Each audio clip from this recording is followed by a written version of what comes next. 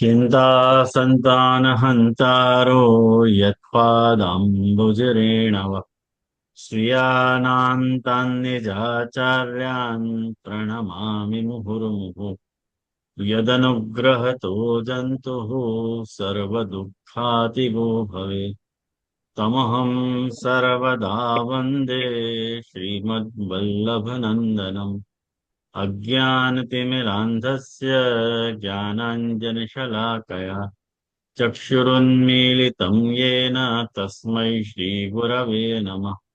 नमामि हृदये शेषे लीलाक्षीराब्धिशायिनम् लक्ष्मीसहस्रलीलाभिः सेव्यमानं कलानिधिम् चतुरभिश्च चतुरभिश्च चतुरभिश्च त्रिभिस्तथा षड्भिर्विराजते योऽसौ पञ्चधा हृदयमम् विलक्षणोऽयमाचार्य साकार ब्रह्मदेशिकः जीवानाम् उद्धृतौ कृष्णानुग्रह सद्फलः अलौकिक प्रबोधभक्तो लोकरीत्युपदेशकः समर्पितात्मभावेन लोकवेदोक्तवर्त्मनि।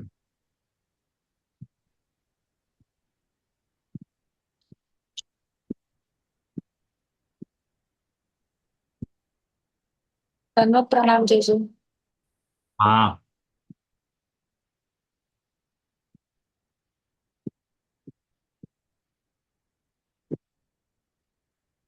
ગઈ વખતે આપણે પેજ નંબર 202 ઉપર હતા અને 202 પેજ ઉપર આપણે ચર્ચા અહીંયા સુધી આવી હતી કે જે દુનિયાવી લોકો છે એ અજ્ઞાનતાથી ભગવાનને પણ પોતાની જેમ જ માનતા હોય છે. એટલે વેદોએ જે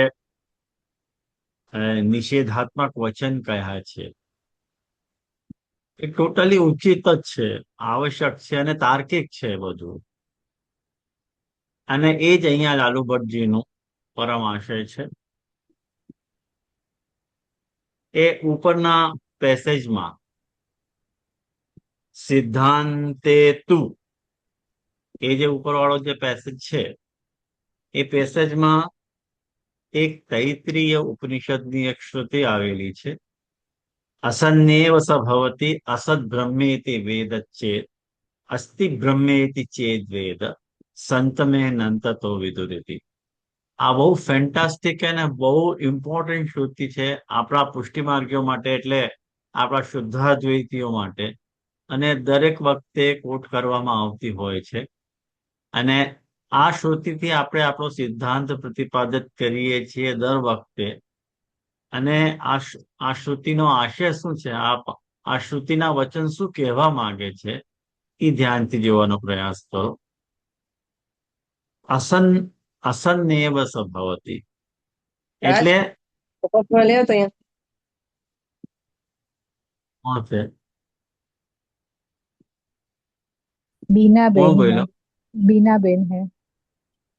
હા, એ પોતાનું બંધ નથી રાખતા.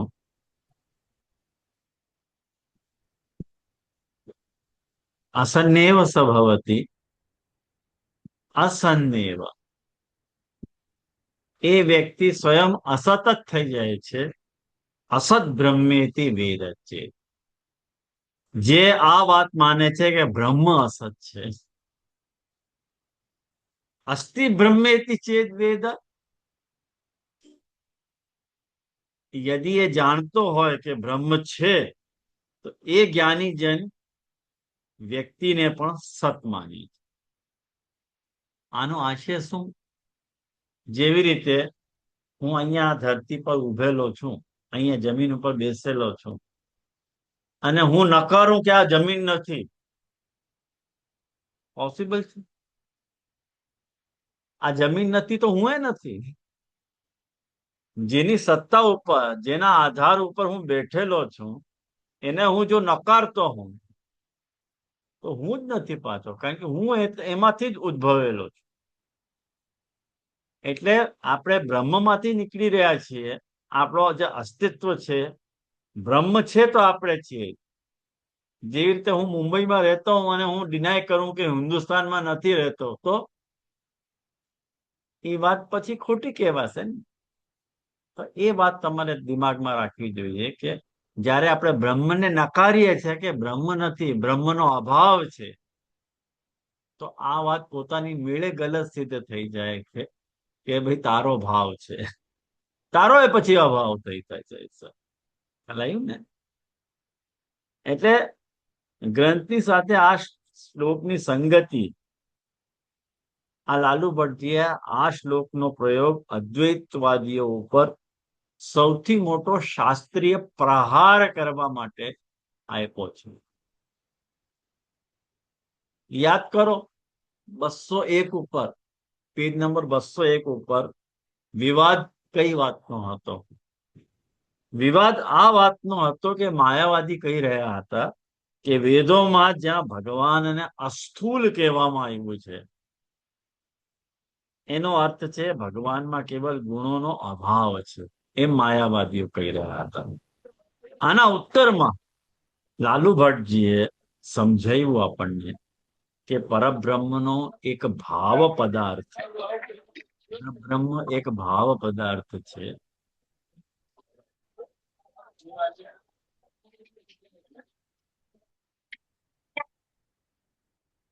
પરબ્રહ્મ એક ભાવ પદાર્થ છે, કોઈ અભાવ નહીં. ખ્યાલ આવ્યો ને? પરબ્રહ્મ શું છે? એક ભાવ પદાર્થ છે. ભાવ પદાર્થ એટલે ઠોસ સત્ય અને જેનું કોઈ સકારાત્મક અસ્તિત્વ હોય એવો એક પદાર્થ છે. લાલુ ભટ્ટજીએ આ વાતને સિદ્ધ કરવા માટે ઉપનિષદના મંત્રને પ્રમાણના રૂપમાં ઉપન્યસ્ત કરવા માંગે છે. એટલે શૂન્યવાદનો ખંડન કરવા માંગે છે કે ભગવાનને કેવળ જો અભાવ માની લેવામાં આવે તો ભગવાનની પોતાની કોઈ ઠોસ સત્તા રહેવાની જ નથી. પછી એ એક પ્રકારથી અસતની માફક થઈ જશે. ખ્યાલ આવ્યો? સમજાય છે ને કે વિષય અઘરો જાય છે? મારા ખ્યાલથી હું બહુ નીચા લેવલ કરીને વાત કરી રહ્યો છું. તો ન્યાય શબ્દના પ્રયોગ કરીશ તો પછી તમને હાવ જ બમ્પર જશે. એટલે આ શ્લોકની સંગતિ આ વાતને સિદ્ધ કરવામાં છે કે ભગવાન કોઈ ખાલીપન, શૂન્યતા કે ગુણોનો અભાવ નથી. બ્રહ્મ પોતે એક પરમ સત છે. સત એટલે ભાવ પદાર્થ છે, સાક્ષાત જેમનું અસ્તિત્વ છે. એટલે આપણે એમને અસ્તિ એટલે છે એવી રીતે જ માનવું જોઈએ. ત્યારે જ આપણું કલ્યાણ સંભવ છે. આવ્યું ને ધ્યાનમાં? અને જે રીતે મેં તમને ઉદાહરણ આપ્યું કે આપણે પૃથ્વી પર ઊભા છીએ અને જો આપણે પૃથ્વીને નકારીએ તો આપણે આપણી પોતાની સત્તાને જ નકારી રહ્યા છીએ એવું અર્થ થઈ જશે. ખ્યાલ આવ્યું ને? તો આ વાત આપણે સમજી લીધી. એના પછી નનુ તદ એજતી તન ન એજતી, ત્યાંથી લઈને પ્રકાશ આશ્રય ન્યાયેના ધર્મ્ય ભેદા, ત્યાં સુધી આપણે લેવાનું છે. આટલો પેસેજ આજે આપણે કવર કરી લેવાનો છે. એનો આપણે પંક્તિ ટુ પંક્તિ નહીં જઈએ. આપણે હું તમને પોઈન્ટના માધ્યમથી સમજાવવાનો પ્રયાસ કરું. જો તમને કોઈ પંક્તિ જો સમજાતી ન હોય તો ચોક્કસ તમે એમનું મને આ શબ્દનો અર્થ મને પૂછી શકો છો. એની કોઈ વાત નથી. હવે આ આખા પેસેજને આપણે 4 સરળ ચરણોમાં વહેંચીને સમજીશું. જ્યાં પૂરું પક્ષી આપણી ઉપર તીર ચલાવી રહ્યો છે અને આપણે સિદ્ધાંતની ઢાલથી આપણે એનું રક્ષણ કરી રહ્યા છીએ. સૌથી પહેલો ચરણ,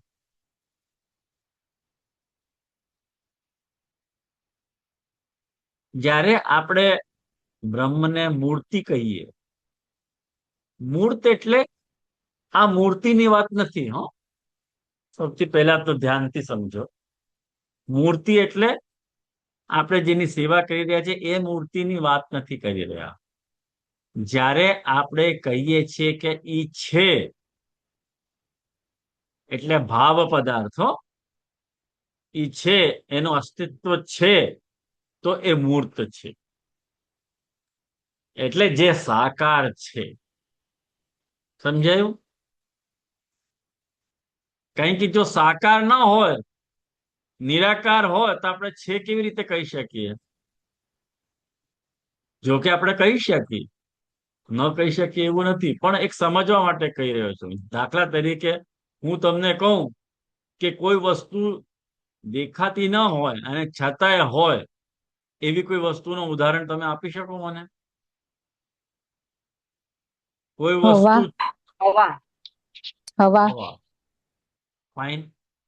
હવા આકાશ, એક એવો પદાર્થ છે કે જે છે પણ દેખાતો નથી. દેખાતી નથી, હવા નથી દેખાતી, પણ છે કે નહીં? પણ આપણે એ રીતથી પ્રભુનું અસ્તિત્વ નથી માનતા. પ્રભુનું અસ્તિત્વ કેવી રીતે માની રહ્યા છીએ આપણે? કે જે આપણે આપણી નવી આંખોથી આપણે જોઈ શકીએ. કારણ કે જેટલી પણ વસ્તુ છે દુનિયામાં અને જે આપણને દેખાઈ રહી છે, એ બધી જ વસ્તુ પ્રભુનો રૂપ છે. કારણ કે પ્રભુ કેવા છે? સચ્ચિદાનંદ છે, જેમનામાં સદંશ છે, ચિદંશ છે અને આનંદાંશ છે. સદ એટલે હોવું અને ચિદ એટલે હોવાનું ભાન થવું, અને હોવાના ભાનમાં આનંદનો અનુભવ થવું, એ આનંદ. આપણે આપણા હોવામાં આપણને આનંદની અનુભૂતિ નથી. આનંદ તિરોહિત થઈ ગયો છે. આપણે પણ છીએ, અને આપણે છીએ એનું ભાન પણ આપણને છે કે આપણે છીએ દુનિયામાં, પણ આપણને આનંદ આપણામાંથી તિરોહિત થઈ ગયો છે. એ કેવી રીતના ખબર પડે? કે જ્યાં આનંદ મળતો હોય ત્યાં આપણે જઈએ કે નહીં?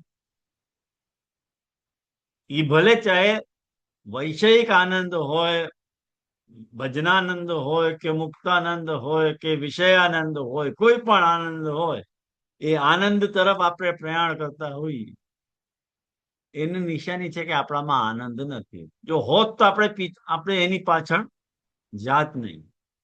એટલે એની મિનિંગ એ છે કે આપણામાં આનંદ નથી. પણ પ્રભુ એવા નથી. પ્રભુ સચ્ચિદાનંદ છે, એટલે છે પણ, એમને પોતાને હોવાનું ભાન પણ છે, અને પોતાના હોવાના ભાનમાં એમને આનંદની અનુભૂતિ પણ છે. તો જે હોય ઈ જ તો ચાલી શકે ને. તો આ જે શ્રુતિ છે ઈશાવાસ્ય ઉપનિષદની, આ ઈશાવાસ્ય ઉપનિષદની શ્રુતિ બ્રહ્મ માટે એક વિધાન કરતી હોય. સૌથી પહેલા તો હું તમને આજે ક્લિયર કરી દઉં કે હું દર વખતે ક્યારેક પ્રભુ શબ્દનો ઉપયોગ કરું છું, ક્યારેક પરમાત્માનો, ક્યારેક બ્રહ્મનો. પણ એ તમારે સમજી લેવાનું, વેદમાં બ્રહ્મનું વર્ણન છે, ભગવાનનું વર્ણન નથી. ગીતામાં પરમાત્માનું વર્ણન છે, ભગવાનનું નહીં. ભાગવતમાં ભગવાનનું વર્ણન છે, બ્રહ્મ કે પરમાત્માનું નહીં. મુખ્ય રૂપેણ, મુખ્ય રૂપેણ. બાકી તો છે, પણ મુખ્ય રૂપેણ ભાગવત ભગવત તત્વનું પ્રતિપાદન કરે છે, ગીતા પરમાત્મ તત્વનું પ્રતિપાદન કરે છે, અને વેદ બ્રહ્મ તત્વનું પ્રતિપાદન કરે છે. બ્રહ્મ કોણે કહેવાય? કે જે યત્ર તત્ર સર્વત્ર હોય એને બ્રહ્મ કહેવાય. એટલે ઉપર નીચે આજુબાજુ દરેક ઠેકાણે હવાની માફક જે વ્યાપ્ત હોય એને બ્રહ્મ કહેવાય. જે દરેક વસ્તુ બની શકે એ બ્રહ્મ કહેવાય. જેની ઉપસ્થિતિ સર્વત્ર હોય એને બ્રહ્મ કહેવાય. પણ જેની ઉપસ્થિતિ કેવલ તમારી શરીરની અંદર તમને અનુભવાતી હોય, બહાર અનુભવાતી ન હોય, એને પરમાત્મા કહેવાય. અને જેની અનુભૂતિ તમને અંદર પણ નથી થતી, બહાર પણ નથી થતી, ઉપર બેઠેલી કોઈ હસ્તીના રૂપમાં થાય છે. કે ભગવાન કોણ છે? કે સાતમા આસમાન ઉપર બેઠેલી કોઈ રિયાલિટી છે. એ તત્વને આપણે ભગવાન નામથી ઓળખીએ છીએ. હમણાં તો મેં 3 જ બતાવી છે, હજી 3 બાકી છે, એ આજે નહીં બતાવું. તો આ બ્રહ્મ તત્વની વાત ચાલી રહી છે. હું ક્યારેક ભૂલથી ભગવાન બોલી દઉં કે પ્રભુ બોલી દઉં તો તમારે સમજી જવાનું, કારણ કે આ શ્રુતિના વચન છે એટલે બ્રહ્મનું પ્રતિપાદન છે. તત્વ એક જ છે, પણ 3 રૂપે વિલસી રહ્યો છે. જેવી રીતે ઓફિસમાં બેઠેલો વ્યક્તિ અને એ જ વ્યક્તિ જયારે ઘરમાં આવી જાય ત્યારે એનો રૂપ બદલાઈ જતો હોય કે નહીં? ઓફિસમાં કોઈ એને ઘરની વાત કરે કે ખબર છે આજે ઘરમાં શું થઈ ગયું, તો ત્યાં એને કંટાળો આવશે કે આ ઘરની વાત અહીંયા શા માટે? અને ઘરમાં હોય ત્યારે ઓફિસની વાત કરતા હોય તો એને કંટાળો આવશે કે ભાઈ ઓફિસની વાત ઓફિસમાં કરવાની, ઘરમાં થોડી કરવાની. તત્વ એક જ છે, પણ એના રૂપ જે છે નોખા નોખા હોઈ શકે. એટલી તો તત્વ એક છે, પણ ક્યારે એક બ્રહ્મ રૂપે, ક્યારે પરમાત્મા રૂપે અને ક્યારે ભગવદ રૂપે વિલસતો હોય છે. એટલે તત્વ 3 છે. એટલે તત્વ એક જ છે, એના રૂપ 3 છે. મારા ખ્યાલથી તમારા મગજમાં આવ્યું હશે આ વાત, આ બેસી હશે આ વાત. તો જયારે કોઈ નામ રૂપ વિભેદન જગત ક્રીડતી હોય તો એવી રીતે સમજવાનું. હા, એવી રીતે સમજી શકાય, એવી રીતે સમજી. હવે જયારે કોઈ સત્તાની વાત કરી કે કોઈ સત્તા છે, કોઈ હોય તો જ ચાલી શકે ને. તો જે ઈશાવાસ્ય ઉપનિષદની આ શ્રુતિ જે લાલુ ભટ્ટજી અહીંયા કોટ કરી રહ્યા છે, જેનો સંદર્ભ અહીંયા આપી રહ્યા છે, એ શ્રુતિમાં આવા વચન આવી રહ્યા છે કે તદ એ જતી તન ન એ જતી. એટલે ઈ ચાલે છે, એ નથી ચાલતું. ભગવાન ચાલે પણ છે અને ચાલતા પણ નથી. આવા વચન આવે છે.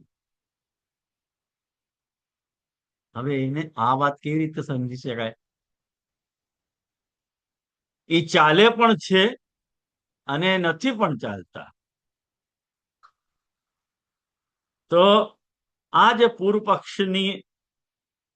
પક્ષનો વિરોધ જયારે ઉપનિષદનો વાક્ય છે, આમાં પૂર્વ પક્ષ વિરોધીની આપત્તિ શું આવે છે? સૌથી પહેલા એ સમજો, પહેલા આપત્તિને સમજો, પછી આપણે સમાધાન ઉપર જશું. જે આ વચન આપ્યો છે એમાં પૂર્વ પક્ષી આપણા ઉપર આક્ષેપ કરી રહ્યો છે કે પુષ્ટિમાર્ગ કહે છે કે અવતારના રૂપમાં ભગવાન ચાલે છે અને મંદિરમાં બિરાજતી મૂર્તિના રૂપમાં એ નથી ચાલતા, એટલે સ્થિર રહે છે. વિરોધી કે છે જો મૂર્તિ નથી ચાલતી તો એનો મતલબ મૂર્તિમાં ચાલવાના ગુણનો અભાવ થઈ ગયો કે નહીં? અને જેમાં એક પણ ગુણની કમી હોય એ પૂર્ણ પરબ્રહ્મ કેવી રીતે હોઈ શકે? આવ્યું ધ્યાનમાં? હવે ધીમે ધીમે આપણે સેવાના પોઈન્ટ ઉપર આવી રહ્યા છીએ. હવે તમને વેદ વચનોથી કાઢીને સેવાના માર્ગ ઉપર લઈ જઈ રહ્યા છો ધીમે ધીમે. એ જ તમારી મૂર્તિ તો અધૂરી થઈ ગઈ. કોઈ આપણા ઉપર આક્ષેપ કરતા જ હોય ને, એ તમારી મૂર્તિ તો કઈ કરતી નથી. તમે વર્ષો સુધી સેવા કરો છો, એ એમ નામ બિરાજે છે, ખાલી મુખ રહીને બધું જુએ છે, કઈ કરતા તો નથી. તો આ જે વિરોધી પક્ષની જે આપત્તિ આવી, એનો સમાધાન કેવી રીતે આપવું, આ બધું સમાધાન આ પેસેજમાં છે. મેં તો એમાંથી બધું કાઢીને આ રીતે તમને સમજાવવાનો પ્રયાસ કરું છું, તાકી તમને એ પેસેજનો હાર્દ સમજમાં આવી જાય. નહીં તો તમને બહુ જ અઘરું લાગશે. એટલે તિરોભાવનો સિદ્ધાંત છે. આપણે હસીને કહીએ છીએ કે ભગવાનમાં ક્યારે પણ કોઈ પણ ગુણની કમી કે નાશ કે અભાવ નથી થતો. આપણી મૂર્તિમાં ચાલવાનું જે ગુણ છે એ નષ્ટ નથી થયો, બલકી ભગવાને પોતાની ઈચ્છાથી એ ગુણને પોતાની અંદર છોપાવી લીધો.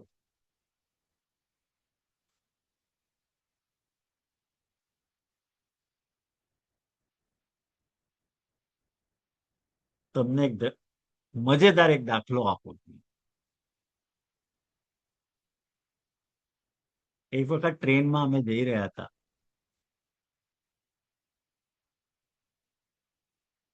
અને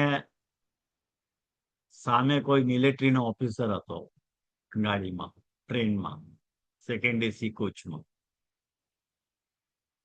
એને જોયું કે આ તિલક બંડી પહેરીને કોઈ બેઠો છે માણસ. એને પોતે ધાર્મિક હતો એટલે ચર્ચા નીકળી આસ્તિકવાદ અને નાસ્તિકવાદ ઉપર. એને કહ્યું કે તમારો ભગવાન છે જ નહીં. અમે કહ્યું કે અમારો ભગવાન તો દરેક ઠેકાણે હોય છે. કે મૂર્તિમાં પણ હતો? કારણ કે મૂર્તિમાં હોય જ નહીં. અમે સરદારજીની માફક એમ થોડી કહીએ કે ભાઈઓ એને બનો એક કોનો છોડીને, એમ થોડી કહેશું આપણે. કઈ કોનામાં સરદારજીની વાઈફ પર બેઠી હતી, તો સરદારજીએ કહ્યું કે ભાઈઓ और બહેનો એક કોને કો છોડતે, કારણ કે એ બેન નથી ને પછી. એટલે તો આપણે એમ નથી કહેવા માંગતા. આપણે તો એમ માનીએ છીએ કે બધા ઠેકાણે ઠાકોરજી બિરાજે જ છે. તો એને મને કાઉન્ટર આર્ગ્યુમેન્ટ કરી. એને મને પૂછ્યું કે ભગવાન જયારે સોમનાથ ઉપર મોહમ્મદ ગઝનવીએ આક્રમણ કર્યો અને શિવલિંગ તોડ્યો, ત્યારે તમારા ભગવાન ક્યાં ગયા હતા?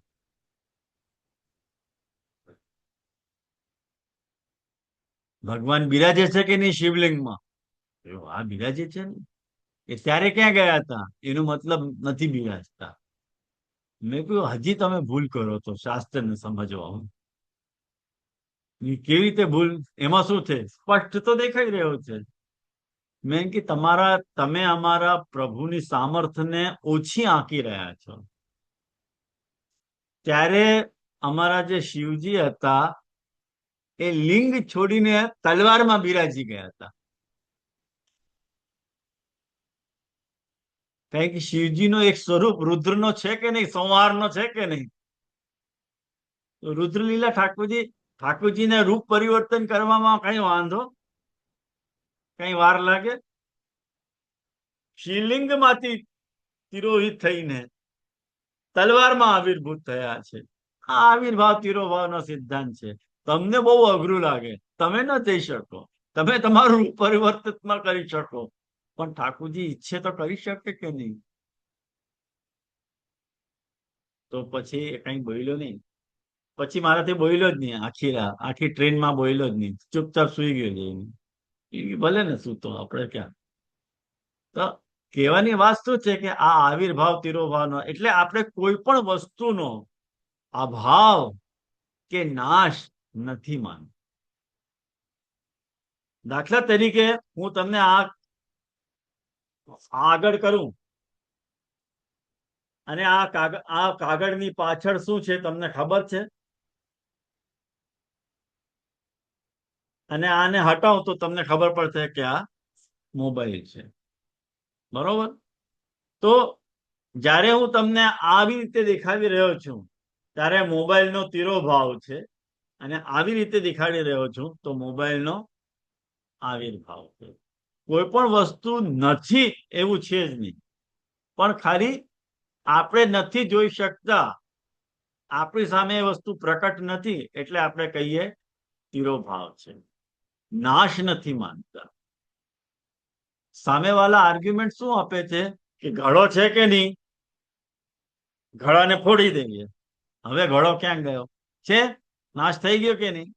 ફરી આપણે એને આર્ગ્યુમેન્ટ આપીએ કે ઘડોનો નાશ નથી થયો, એ પોતાના રૂપમાં જે કારણથી બન્યો તો ઘડા, એટલે માટીથી ઘડો બનાવવામાં આવેલું હતું, તો પુનઃ માટી થઈ ગયો, તો કારણ રૂપમાં તો બિરાજે છે કે નહીં? કાર્ય રૂપમાં નથી, કારણ રૂપમાં છે.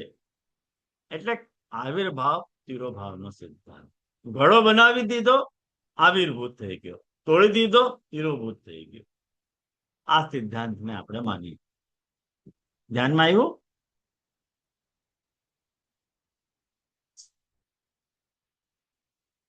જેવી રીતે આને એક સરળ ઉદાહરણથી આપણે સમજીએ કે જેમ એક બહુ શક્તિશાળી પહેલવાન હોય એ જ્યારે સૂતો હોય ત્યારે એની તાકાત ખતમ થઈ જાય? ખતમ ન થાય. તાકાત તો એની અંદર છે, પણ અત્યારે તિરોહિત છે. એવી રીતે મૂર્તિમાં ભગવાન પૂર્ણ છે, બસ ચાલવાની શક્તિ છે ને એના અંદર છુપાયેલી છે. આવ્યું?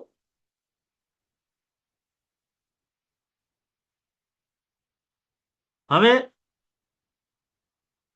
આપણે બીજા સ્ટેપ ઉપર જઈએ.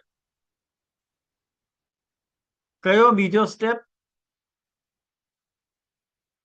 બીજી આપત્તિ.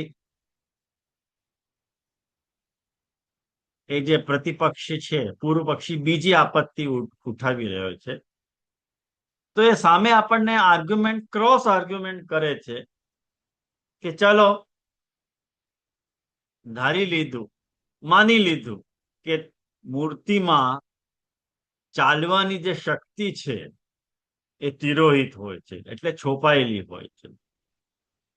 તો જેવી રીતે મૂર્તિમાં ચાલવાની શક્તિ તિરોહિત હોય છે, એવી જ રીતે ભગવાનમાં વૃદ્ધાવસ્થા અને મૃત્યુ પણ છોપાયેલી છે. એમ કાઉન્ટર આર્ગ્યુમેન્ટ કરે છે આપણાથી. અચ્છા, તમે સમજી ગયા, તમારે ત્યાં કઈ નષ્ટ નથી થતું ને? ઓલરાઈટ, નષ્ટ નથી થતું, બસ બધું જ છોપાયેલું જ છે.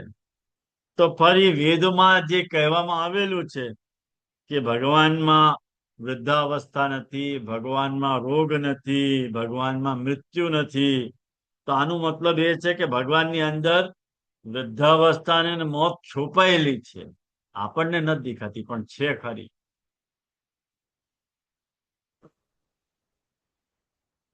એ આપણો તર્ક આપણા ઉપર જ નાખીએ છે. આપણું સમાધાન આપણે દાંત લગાડીને વડકું ભરીને આપણે કઈ કહી રહ્યા છીએ કે અરે ભાઈ, જે તિરોભાવનો જે નિયમ છે એ કેવળ સત્ય અને દિવ્ય ચીજો ઉપર, દિવ્ય વસ્તુઓ ઉપર લાગુ થાય છે. આ જે વૃદ્ધાવસ્થા છે, મૃત્યુ છે, અને આ સાંસારિક દોષો વગેરે જે કંઈ પણ છે ને, એ દોષો વાસ્તવમાં મિથ્યા છે. મિથ્યા છે એટલે છે જ નહીં. એ આ વધુ લાગુ કોના ઉપર છે? સાંસારિક લોકો ઉપર. ભગવાન તો એનાથી ઉપર છે, દિવ્ય છે. અને તિરોભાવનો નિયમ દિવ્ય વસ્તુ ઉપર લાગુ થાય છે, સાંસારિક વસ્તુ ઉપર નહીં. એમ કેવા આપણે આપણું સમાધાન આવ્યું. આનું ઉદાહરણ આપણે કેવી રીતે આપી શકીએ? જેવી રીતે આપણે ગધેડાના જે શિંગડા હોય એને કોઈ કબાટમાં આપણે છુપાવી શકીએ? કારણ કે ગધેડાના શિંગડા હોતા જ નથી. હોય છે? હોતા જ નથી. જૂઠી વાત છે. એવી રીતે ભગવાનમાં વૃદ્ધાઓનો દોષ છે જ નહીં. ખ્યાલમાં આવ્યું? તો એ ભગવાનમાં છુપાયેલું કેવી રીતે રહી શકે જો હોય જ નહીં? એટલે ભગવાન પૂર્ણતઃ દોષ રહિત છે.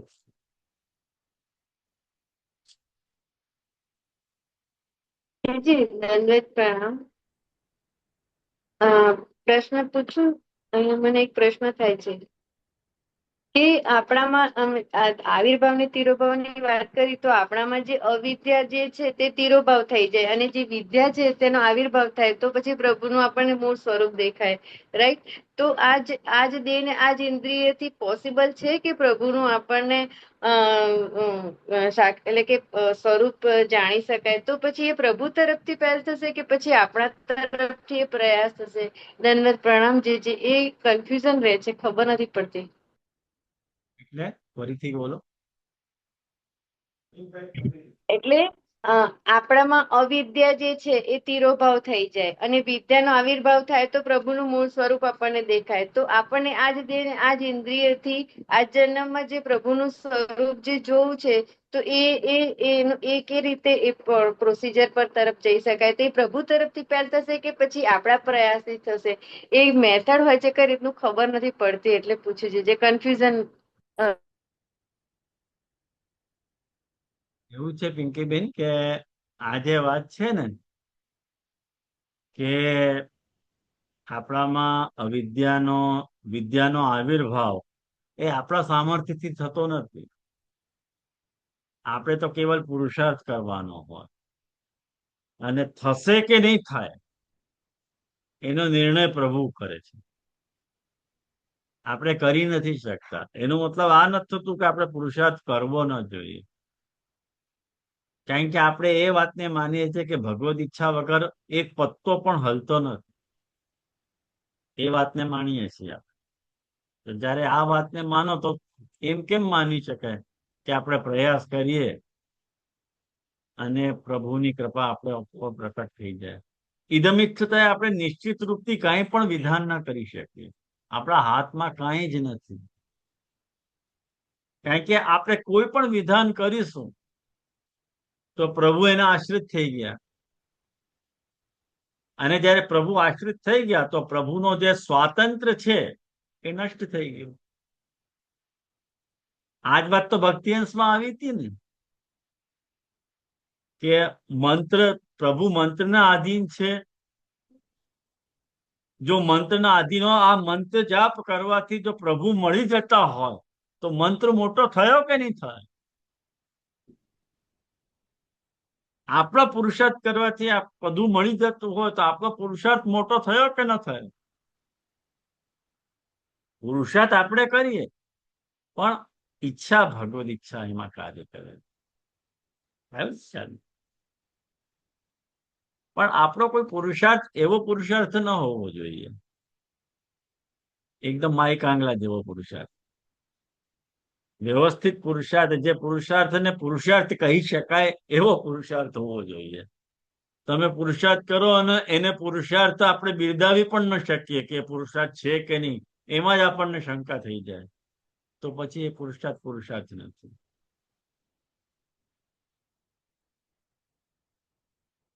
જી જી જી દંડવત પ્રણામ.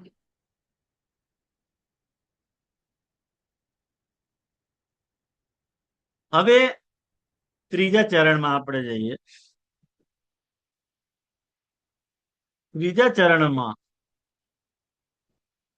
આ વાત સમજાવવામાં આવી છે કે સંસારના જે કઈ પણ દોષો છે એ ભગવાનમાં કેમ નથી આવતા?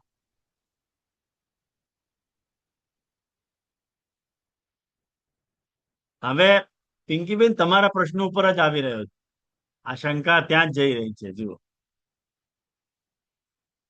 પૂર્વ પક્ષીની ત્રીજી આપત્તિ આવી રહી છે. વિરોધી કહી રહ્યો છે કે તમે બધા પુષ્ટિ માર્ગીઓ આમ કહો છો કે આ આખો સંસાર જે છે ભગવાનનો જ રૂપ છે, ભગવાનથી અલગ નથી. અને સંસાર જ જો ભગવાન હોય, સંસાર જ જો ભગવાન હોય તો સંસારમાં જે સ્થૂલપણું, જે ગંદકી, એટલે એને શું કહો, ગંદકી જ કહેવાય ને એને. સંસારમાં જે ગંદકી હોય, જે બુરાઈ હોય, એ બધા પણ ભગવાનના જ ગુણ થઈ ગયા કે નહીં? તો ભગવાન નિર્દોષ કેવી રીતે થયા? એક તરફ તમે આમ કહી રહ્યા છો કે આ સંસાર ભગવાન જ બન્યા છે, આત્માનમ સ્વયં અકુરુત. ખ્યાલમાં આવ્યું ને? આ ઉદાહરણ તમને યાદ છે ને? જેવી રીતે કુંભાર માટીથી ઘડો બનાવે છે, તો એ ઉદાહરણમાં જે ઘડો છે એ અલગ છે, માટી અલગ છે અને કુંભાર અલગ છે. ત્રણ નોખી નોખી વસ્તુઓ છે. પણ આપણે જયારે કહીએ કે પ્રભુ જગત બનાવ્યું, પ્રભુએ જગતની નિર્મિતિ કરી, અને આપણે કહી રહ્યા છીએ કે જગત પણ પ્રભુ છે, જે સાધનથી જગત બનાવ્યો એ સાધન પણ પ્રભુ છે, અને પ્રભુ તો પ્રભુ છે જ.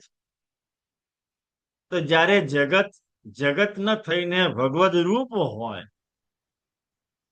તો સંસારમાં કે જગતમાં જે કંઈ પણ સ્થૂલપણું છે, જે કંઈ પણ ભારીપણું છે, જે કંઈ પણ ગંદગીઓ છે, જે કંઈ પણ બુરાઈઓ છે, એ ભગવાનના જ ગુણ થયા કે ન થયા?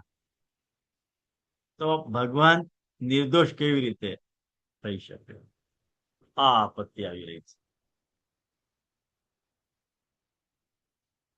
આપણે શું સમાધાન આપી રહ્યા છીએ એમાં ધ્યાનથી સમજો. આપણું સમાધાન વિષયતાનો સિદ્ધાંત. એટલે આપણે આમ સમજાવી રહ્યા છે કે સંસાર તો સાક્ષાત બ્રહ્મ છે અને સત્ય છે, એમાં કોઈ બેમત નથી. પણ સંસારમાં જે આપણે બુરાઈઓ કે જે દોષો આપણને દેખાઈ રહ્યા છે, એ સંસારની હકીકત નથી. એ તો આપણી આંખોનો દોષ છે. આને વિષયતા કહેવાય.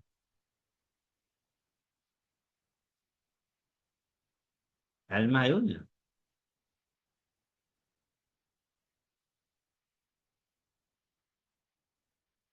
જેવી રીતે જાણી લો, આનો સમાધાન એક સરળ ઉદાહરણથી આપણે સમજીએ આ વાતની, કે તમે આંખો ઉપર યલો કલરનું ગ્લાસ લગાડી લીધો.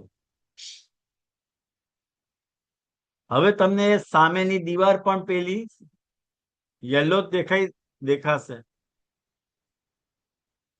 એ જે યલોનેસ છે એ દીવારનો દોષ છે? દિવાલ તો વ્હાઈટ છે, પણ તમે યલો ગૂગલ લગાડીને દિવાલને યલો કહી રહ્યા છો. દિવાલ યલો નથી, દિવાલ તો વ્હાઈટ છે. એ તમારા અજ્ઞાનનો દોષ છે. એવી રીતે જે સંસાર છે, એટલે જે દીવાર છે, એ બ્રહ્મ હોવાના કારણે પૂર્ણ શુદ્ધ છે, પણ અજ્ઞાનના કારણે આપણે મનુષ્યોમાં એમાં જે ભૌતિકતા એટલે પીલાપણું દેખાઈ રહ્યું છે, આ દોષ ભગવાનમાં નથી. આવ્યું ને ધ્યાનમાં તમારે? બધી જ વસ્તુઓ આને સંસાર કહેવાય. આને સંસાર કહેવાય. જે આપણને અજ્ઞાન છે ને, એને સંસાર કહેવામાં આવે છે. જેનાથી તમને હું અને હું પણાનું, મારા પણાનું જે તમને ભાન થતું હોય એને સંસાર કહે. ઈ નાશવાન છે, ઈ નાશવાન છે. પણ જ્યાં સુધી જગતની વાત કરી રહ્યા છીએ, જગત સત્ય, જગત અને સંસારમાં ભેદ છે. જગત ક્યારે પણ અસત હોઈ નથી શકતો. જગત ઓલવેઝ સત છે. પણ એમાં જે તમને અહમ અને મમની અનુભૂતિ થઈ રહી છે એ મિથ્યા છે. કારણ કે એ અનુભૂતિ તમને આજે થાય છે, કાલે નહીં થાય. ખ્યાલમાં આવ્યું ને? દાખલા તરીકે અત્યારે પંખો ચાલી રહ્યો છે ઉપર, તો પંખો એ જે પંખાની દેહ છે અને એમાં જે ઇલેક્ટ્રિસિટી કરંટ આવી રહ્યો છે એનો પ્રાણ છે ને, એ પ્રાણનો અને પંખાની બોડીનો કનેક્શન એસ્ટાબ્લિશ થઈ રહ્યું છે ત્યારે પંખો ચાલે છે. હવે પંખો જો આમ વિચાર કરે કે હું ચાલુ છું, તો એ પંખાનું અજ્ઞાન છે કે નહીં? અને જો ઇલેક્ટ્રિસિટી બોલે કે વગર દેહ, એની પાસે જો દેહ ન હોય, એટલે પંખાની દેહ ન હોય, તો એ હવા આપી શકે? બંને એકબીજાને માટે અપૂર્ણ છે. બંને મળે છે તો પૂર્ણતા આવે છે. એવી જ રીતે ઠાકોરજી આ દુનિયાની જે હકીકત છે એ આવી રીતે બનાવી છે કે આપણી બોડી અને પ્રકૃતિના જે કંઈ પણ પ્રાકૃતિક પદાર્થો છે એનો આપણને સંયોગ થાય તો આ દુનિયા ચાલે છે. જે દિવસે આ સંયોગ તૂટી જશે એ દિવસે એ વસ્તુ પાછી બ્રહ્માત્મક થઈ જશે. કહી કી ઈંટ કહી કા રોડા और ભાનુમતી ને કુંડમાં જોડા. અને આપણે એમ માનીએ કે આપણે હું કરું ઈ જ અજ્ઞાનતા, શકટનો ભાર જેમ શ્વાન તાણે, જે કહેવામાં આવે છે કે આપણે કઈ નથી કરતા, પ્રભુ તો આપણી પાસે કરાવડાવે છે. એટલે તમને આવી અનુભૂતિ થાય છે કે તમે કરી રહ્યા છો, અને જે તમને અનુભૂતિ થઈ રહી છે કે હું કરું છું, એ જ તમારી અજ્ઞાનતા છે, એ જ તમારો ભ્રમ છે, જે નાશવાન છે. કારણ કે સત્ય રહેવાનું નથી. આજે સત્ય છે, કાલે અસત્ય થઈ જશે.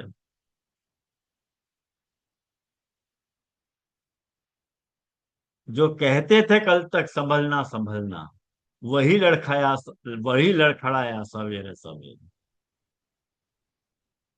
તો આ વાતને આપણે સમજવાનો પ્રયાસ કરવો જોઈએ કે એ જે સાંસારિક વસ્તુમાં જે આપણને દોષની અનુભૂતિ થઈ રહી છે, એ દોષ વાસ્તવમાં આપણી અજ્ઞાનતાને કારણે આપણને એવી અનુભૂતિ થઈ રહી છે, જેનો મેં ચશ્માનો દૃષ્ટાંત આપીને તમને સમજાવ્યો કે ચશ્માના કારણે તમને એવી અનુભૂતિ થાય છે, બાકી વસ્તુ એવી નથી.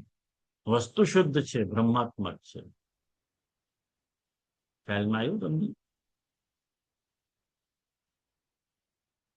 હવે આ આખો પેસેજ મેં તમને સમજાવી દીધો.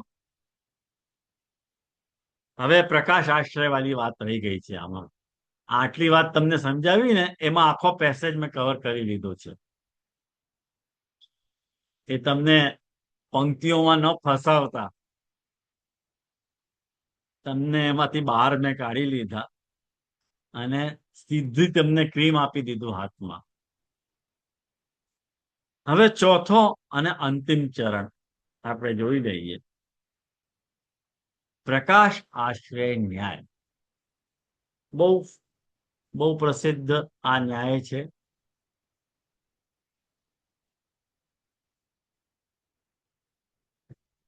શું ભગવાન અને ગુણ બે અલગ વસ્તુ છે? ભગવાન અને ગુણ બે અલગ વસ્તુ છે. પૂર્વ પક્ષીનો અંતિમ વાર, પૂર્વ પક્ષી એક અંતિમ વાર કરી રહ્યો છે.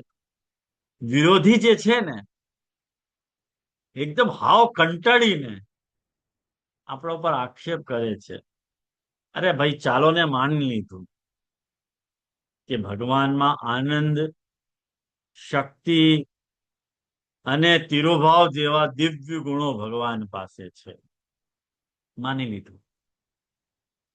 પણ યદી તમે ભગવાનમાં ગુણ માણશો ને કે ભગવાનમાં ગુણ છે, તો ભગવાન ગુણી થઈ ગયા અને ગુણ એક બીજી વસ્તુ થઈ ગઈ. તો ગુણ અને ગુણીનો ભેદ આવી ગયો તો પાછો દ્વૈત આવી ગયો.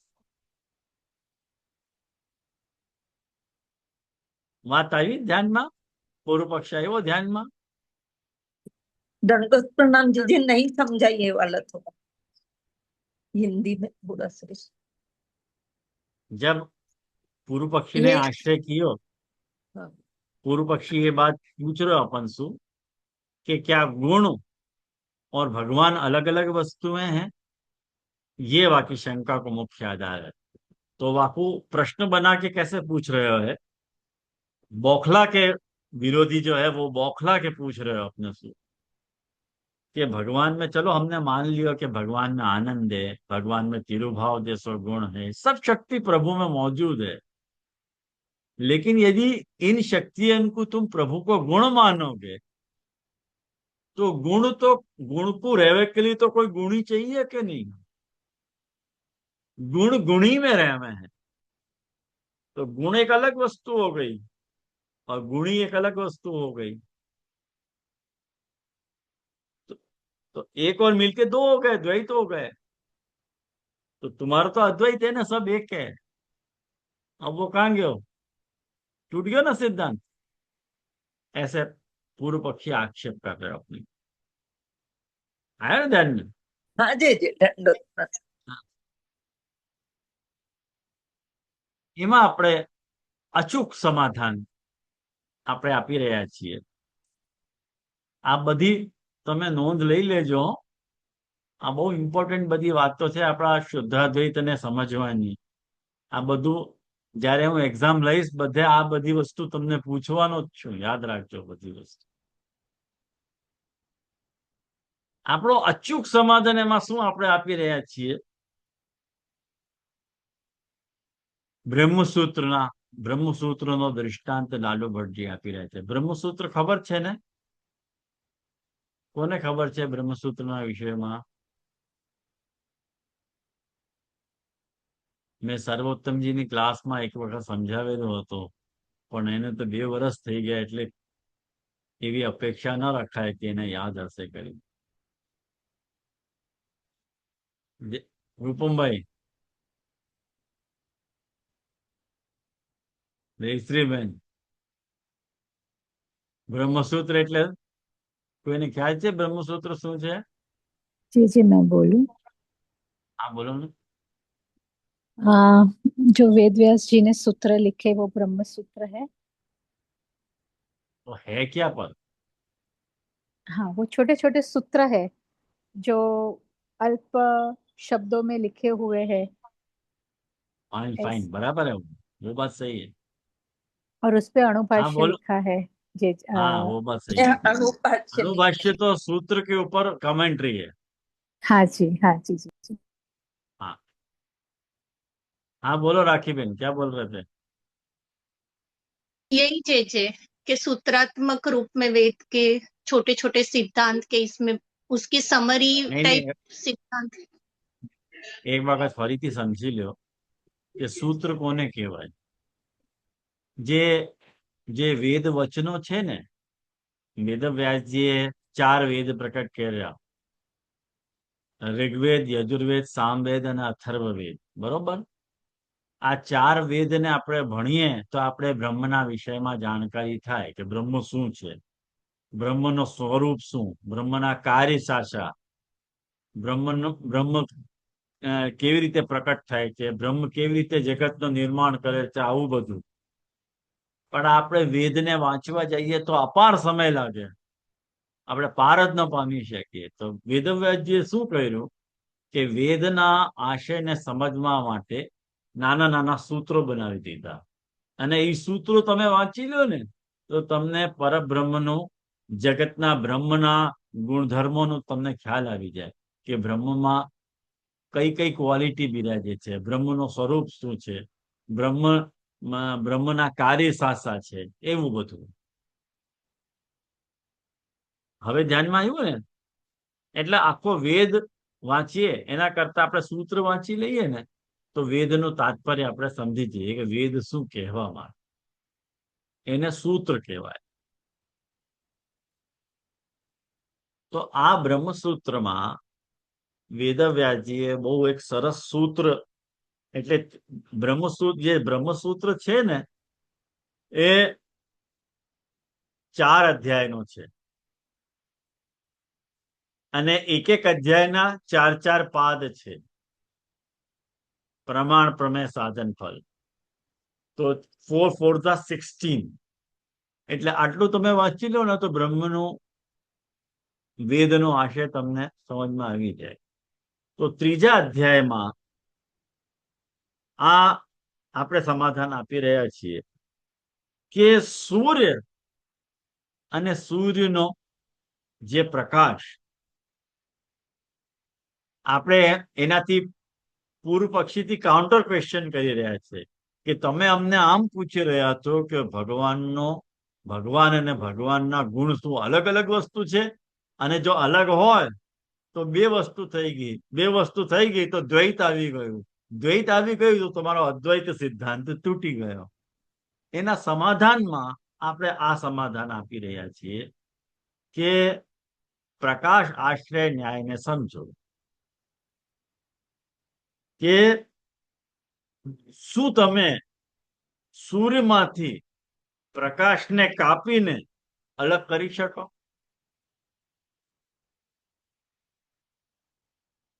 શું તમે પુષ્પની ગંધને હટાવી શકો? તમે કહેશો કે હા, પુષ્પની ગંધને તો હટાવી શકાય, એનું અત્તર બનાવી શકાય. પણ પ્રકાશને આશ્રયને, પ્રકાશમાંથી તમે આશ્રયને એટલે સૂર્યના પ્રકાશને તમે અલગ કરી શકો? એ ના કરી શકાય. એટલે વેદ આપણે એવો દૃષ્ટાંત આપી રહ્યા છીએ કે સૂર્ય અને સૂર્યનો પ્રકાશ એક જ છે, અભેદ છે. એવી રીતે પરબ્રહ્મ એટલે સૂર્ય આશ્રય છે અને પ્રકાશ જે છે એનો ગુણ છે. 2 વસ્તુ નથી થઈ, વસ્તુ એક જ થઈ, પ્રકાશ આશ્રયવત. એટલે સંપૂર્ણ રીતે અદ્વૈત જ આમાં આપણે સિદ્ધ કરવા માંગી રહ્યા છીએ. જેવી રીતે આગ, અગ્નિ અને અગ્નિની ગરમી માં ભેદ નથી, એવી રીતે ભગવાન અને ભગવાનના જે ગુણો એ એક જ છે. ખ્યાલમાં આવ્યું? આ આખા પ્રસંગ, આખા પેસેજની જે નિચોડ છે, જે નિષ્કર્ષ છે, આ વાતનો છે કે આપણા મંદિરમાં, આપણા ઘરમાં બિરાજેલી ઠાકોરજીની જે મૂર્તિ છે, જે ઠાકોરજીનો સ્વરૂપ છે, એ કોઈ આધી અધૂરી શક્તિ નથી. એ સાક્ષાત પૂર્ણ બ્રહ્મ છે, જેમાં બધી જ શક્તિઓ છોપાયેલી છે. ઠાકોરજીમાં કોઈ સાંસારિક દોષો નથી. અને એમના જે દિવ્ય ગુણો છે, જેવી રીતે આનંદ અને ઐશ્વર્ય વગેરે, એ એમનાથી અલગ નથી પાછળ. અને ઉલટું ઠાકોરજીના જ સાક્ષાત સ્વરૂપ છે. એટલે પ્રકાશ અને ધૂપ અને સૂર્ય અને સૂર્યની ધૂપ, પુષ્ટિ માર્ગનો આ શુદ્ધાદ્વૈત સિદ્ધાંત આ જ પ્રકાશ આશ્રય ન્યાય ઉપર શાંતિ ટકેલો છે. એમાં કોઈ ભેદ નથી. એ અન્ય એટલે અહીંયા જુઓ, નીચે છેલ્લી પંક્તિમાં લાલુ ભટ્ટજી આગે કહે છે નચ ધર્મવત્વેન દ્વૈતાપત્તિ. તમે જો ધર્મ કહી રહ્યા છો તો એનાથી કોઈ દ્વૈતની આપત્તિ નથી આવી રહી. અદ્વૈત જ છે, દ્વૈતની આપત્તિ છે જ નહીં. શા માટે નથી? તો કહી રહ્યા છે પ્રકાશ આશ્રય ન્યાયેના ધર્મ ભેદા. પ્રકાશ આશ્રય ન્યાયથી ધર્મ અને ધર્મીમાં કોઈ ભેદ નથી. જેવી રીતે અગ્નિ અને અગ્નિની ગરમી, સૂર્ય અને સૂર્યનો પ્રકાશ એક જ છે, એવી રીતે બ્રહ્મ અને બ્રહ્મના ગુણો એક જ છે. આ ન્યાયથી આપણે સમજવા જઈશું તો તમને બધી જ વસ્તુ સમજાશે. તો આપણો અહીંયા સુધી આપણું થઈ ગયું ધર્મ ભેદા. મેં તમને કહ્યું હતું કે અહીંયા સુધી આપણે લઈશું નનુ તદ એ જતી તદ ન એ જતી થી લઈને પ્રકાશ આશ્રય ન્યાય ત્યાં સુધી આપણે લેવાનું છે. તો ઠાકોરજી કૃપાથી ત્યાં સુધી આપણું પૂર્ણ થઈ ગયું. 1 કલાકમાં આપણે આટલું કવર કરી લીધું અને એનો હાર્દ પણ તમને સમજાઈ ગયું અને આપણું પેસેજ કવર થઈ ગયું. બરોબર. હવે આ જ મેથડ થી આપણે સમજીશું. જે ખૂબ સુંદર. હા, बहुत क्लियर हो આમ બહુ અઘરું બહુ હતું પણ Okay. મેં પ્રયાસ કર્યો એને સરળ બનાવવાનું. તો જય हुआ શ્રી नहीं। કૃષ્ણ. યાદ રહે કે ના રહે પણ સરળતાથી આપણે સુંદર સમજાવ્યું ખરું. યાદ રહે કે ના રહે અમારી પર છે હવે એ તો. Right. હા, એ તમારા ઉપર છે બધું. हाँ वो तो એટલા માટે આની પરીક્ષા તો લેવી જ પડશે મારે. दिख रही से आई જે અણુભાષ્ય શીખાઓ. अरे भैया की અભી નહીં, અભી નહીં. किरण भाष्य और वो भी गुजराती में तो पूरा ही ऊपर से ही जाएगा। वो हिंदी में हो जाएगा. ये सरल समझ में आए तो भी अणुभाष्य पर जा सकते हैं. अणुभाष्य तो बहुत ही कठिन है बहुत हमारे ही लिए तो. डिफिकल्ट है बाबा, ये पहले समझ जाए तो मैं नहीं, अणुभाष्य अपन समझेंगे आंसू अपन 7 बरस बाद. हाँ अभी बहुत ओहो जे 6-7 बरस हो जाएंगे ना के बाद फिर आप अणुभाष्य समझने के लायक हो जाओगे. तब तक अपन दूसरे और षोडश ग्रंथ वगैरह हैं वो देखोगे. जे वल्लभाष्टकम सिखाइए ना. हाँ, वो देंगे, वो ले सके, वल्लभाष्टकम ले सके, हाँ वो जरूर ले सके. या के बाद अपन लेंगे. हाँ। ये हाँ जरा जी। लालू भट्ट जी को क्रम पूरा हो जाए. हाँ जी. उसके बाद ये हाँ, ये कि सेवा कौमुदी भाग 3 तो नहीं है, भाग 4 है, तो वो भी अपन कंप्लीट कर लें. एक पूरा ग्रंथ हो 4 जाए भी ना सेवा कौमुदी. इससे ही रिलेटेड है जे. हाँ, वो 4 अभी मत जानो, दुखी हो जाओगे. तब बाद में बता दूंगा क्या आ रहा है विषय में. તો લેવાના હતા એ વલ્લભાષ્ટક વચ્ચે નહીં જે દિવસે આપ વચ્ચે લેવાના હતા પછી આપણે બંધ રાખ્યું હતું રાઈટ. હે વલ્લભાષ્ટક આપણે વચ્ચે એકવાર લેવાના હતા ઉલ્લેખ થયો તો પછી બંધ રાખ્યું તો બીજો સબ્જેક્ટ લીધો રાઈટ. હા હા. તો આશ્રયનો પદ લઈએ આપણે. દ્રઢ ચરણન કેરો ભરોસો, દ્રઢ ચરણન કે શ્રી વલ્લભ નખ ચંદ્ર છટા બેન, सब जग माझ अंधेरो भरोसो, घड़ीन चरणन के साधन और नहीं आकली नहीं, जासु होय निवेरो, सूर कहा कहे विविध आंधरो, बिना मोल को चेरो भरोसो, गड़ीन चरणन को.